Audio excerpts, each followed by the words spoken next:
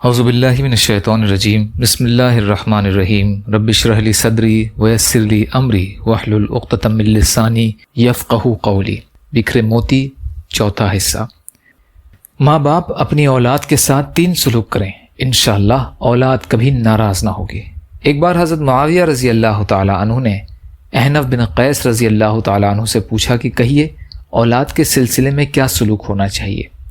احنف بن قیس رضی اللہ تعالی عنہ نے کہا، امیر المومنین، اولاد ہمارے قبول کا ثمرہ ہے، کمر کی ٹیک ہے، ہماری حیثیت ان کے لیے زمین کی طرح ہے جو نہایت نرم اور بے ضرر ہے، ہمارا وجود ان کے لیے سایہ فگن آسمان کی طرح ہے، ہم انہی کے ذریعے بڑے بڑے کام انجام دینے کی ہمت کرتے ہیں۔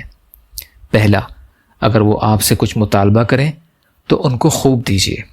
دوسرا، اگر کبھی گرفتہ دل ہوں تو ان کے دلوں کا غم دور کیجیے، نتیجے میں وہ آپ سے محبت کریں گے، آپ کے والد ہونے کی کوششوں کو پسند کریں گے۔ تیسرا، کبھی ان پر ناقابل برداشت بوجھ نہ بنیے کہ وہ آپ کی زندگی سے اکتا جائیں اور آپ کی موت کے خواہاں ہوں، آپ کے قریب آنے سے نفرت کریں۔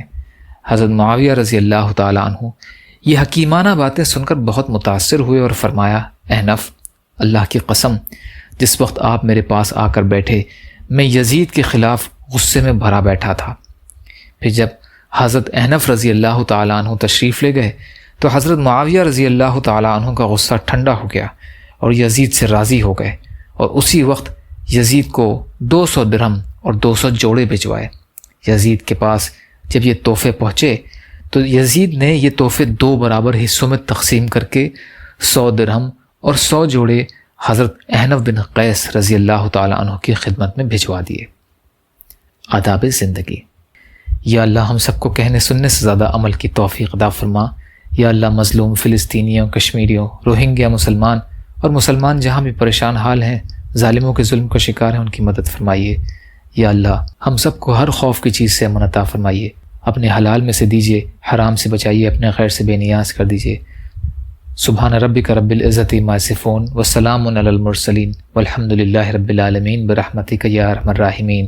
لا الہ الا اللہ محمد رسول اللہ۔ السلام علیکم۔